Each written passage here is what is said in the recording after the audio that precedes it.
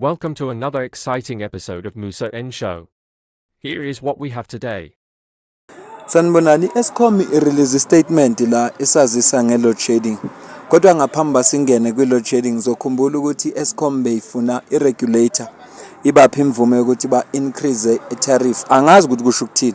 Ngisazokucinga nje kwakhona lokho ngo-36%. Kodwa ke ama-regulator abanikeza 12.7 abanikeza yona ama-regulator ukuthi bangayikhuphula i-tariff ngo-12.7. Angazi noma lokho kusho ukuthi lokhu kuzokhuphuka. Manje ngithe mangibheka sesizwe indaba zokuthi i-load shedding seyizoba khona ke kusuka namuhla. Kodwa i-statement sizosifaka la sizosifunda. Okwamanje nje ngithi anginazisi ukuthi nansi Eskom ithi sibuyisele i-load shedding. Ngaphambi singene kulokho ngizokhumbula ukuthi ngeviki eliphelile njengoba kunale ilehotla ngazi lehotla wathi le ANC ufikile Mbalulu ukhuluma ukuthi i-load shedding bakwazile ukuyinqoba. Ukhulume nje impela wawumuntu oncomayo. Into engizoyenza manje sizomcaphuna ufikile Mbalula ekhuluma la bese sike sidlulela kwindaba lesithola manje yokuthi kune-load shedding efuneka siyilindele. Nokuphawula kwabantu ke abaphawulile ngoba ngibonile omunye athi ninele nanganikwa le 36% eniyifunayo manje senikhuphula senibona ukuthi ngcono nibuyise i-load shedding. Kodwa sizongena kulokho asiqale manje siqale kufikile Mbalula. With regard to commitment to energy security and infrastructure development, one of the key resolutions from this Lekgotla is the urgent need to accelerate energy security, starting with the stabilization of Eskom. We welcome the work achieved thus far to stabilize energy availability with over 300 days of uninterrupted supply of electricity. We once more thank the team of patriotic South Africans working at Eskom for their dedication in resolving this issue under the leadership of the Minister of Energy and Electricity. The ANC has committed to a bold plan to address the energy availability, including expediting the rollout of renewable energy as part of a just energy transition. Eskom's challenges are being resolved, and it will contribute to economic recovery, industrialization, and job creation.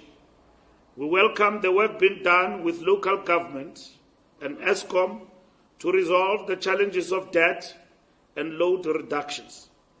In addition to energy security, the Lekgotla stressed the importance of addressing infrastructure backlogs in critical areas such as water, sanitation and transportation, roads and rail. We resolved to prioritize investments in these sectors, particularly in rural and underserved communities, where many people still lack access to basic services. A dedicated task team in government will oversee the development and maintenance of water resource systems to ensure that all communities have access to clean and potable water. The existence of water tank mafias, illegal connections, and vandalizing of infrastructure must be tackled without any reservations. This will also include tackling the inefficiencies and corruption that often delay service delivery. The ANC understands that infrastructure is a vital pillar of economic growth, and we are committed to ensuring that all South Africans, regardless of where they live, have access to the services they need. Yazi mina ngivele ngiphelelwa amazi ukuthi ngizothini ngoba kule video kade ekhuluma nje kuyo uba uSecretary General we-ANC usitshela ukuthi the issues of Eskom has been resolved. Eskom ayisenama issues ngokusho kwakhe. Kodwa manje masubona umbiko la iEskom izosibekela khona ku-load shedding ngivele ngazi mina fanele ngithini. Ngempela ngivele ngazi ngoba angifuni ukuthi obaba bethu laba banamanga, angifuni ukusho njalo. Futhi angifuni ukuthi ngithi bayasikhohlisa. Kodwa ukwenza kwabo bokona kusho njalo mina thi ngisho khona nje umzwile nje esho ukuthi basebenzisana ne-Eskom futhi bazokwenza sure ukuthi Eskom isesigabeni. Wabonga ukuthi sekuna over 300 days ngaphandle kwe-load shedding, okungukuthi ke kodwa ke thina abanye sisa experience lento ekuthiwa i-load reduction. Yebo ayisekho i-load shedding lokho hamba ugesi kwama 2 hours, kodwa sinogesi hamba 5 hours, ukuthi uhambe ngo-5 ntambama ubuye ngo-10 ebusuku, or uhambe ngo-5 ekuseni ubuye ngo-9.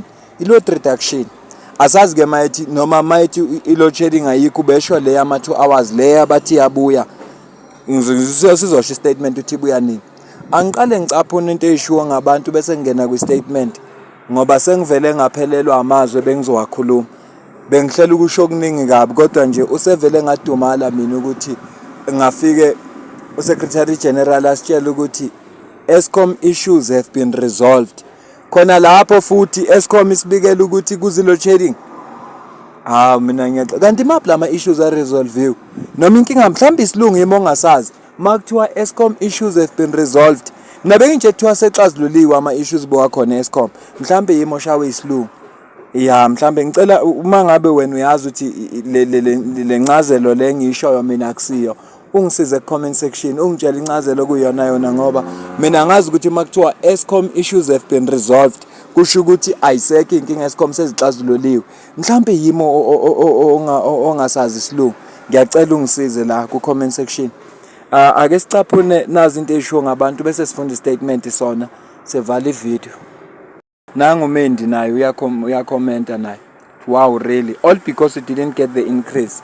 Ngoba nje bengayitholanga increase, uyakhuluma nangu uGrame de Villiers uthi sabotage again, khona abantu sabotagile, uyabuza naye.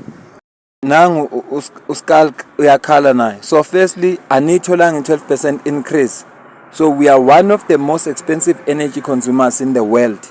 Manje sekukhona i-load shedding futhi why? Ingoba nitholanga, ubuza na umbuzo lo uthi ingoba bengayitholanga nale 36% ebebeyifuna bona. Nangu omunye uyacomment uthi so predictable.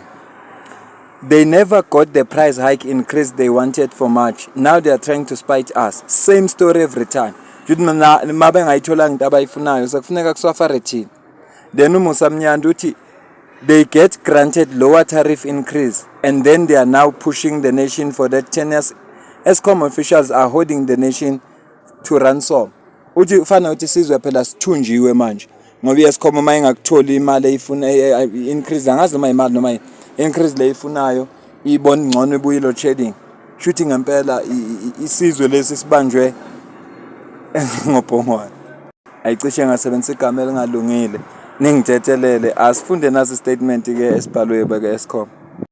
Bathi ke la iEskom ikhipha isaziso nge-load shedding elandela emva kwenyanga eziyishumi ugesi ungaphazamisekanga, i-load shedding ingekho.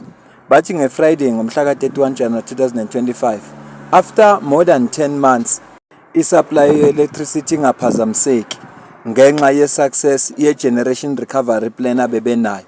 Ngakho ke iEskom isikhiphe isixwayiso esisho ukuthi kune-high risk ukuthi kube ne-load shedding ngesikhathi esifishane. Lana ke ngizocaphuna amazwi we-CEO ye-Eskom, open quotes.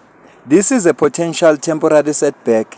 Load shedding is likely behind us due to structural improvement in our generation fleet. However, over the past 7 days, we have experienced several breakdowns that require extended repair times.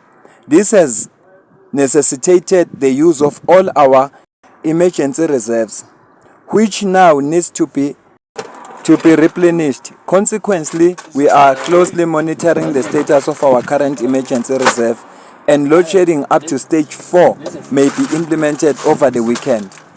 Close quotes. Lana ke CEO uyachaza ukuthi emveni kuba sesihlale isikhathi eside kangaka singenayo inkinga okuhlushwa ugesi, kodwa badibane nenkinga yokuthi for the past 7 days bekuloku kune breakdown, baze kwaphoqa ukuthi aba extend ke manje isikhathi sabo sokuyi repair.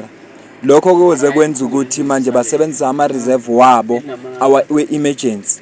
Nawo ke manje asedinga ukugcwaliswa. Ngaleso sizathu bafuna ukuyimonitor kahle lento, kodwa into ezokwenzeka bazo implement i-load shedding up to stage 4 kule weekend.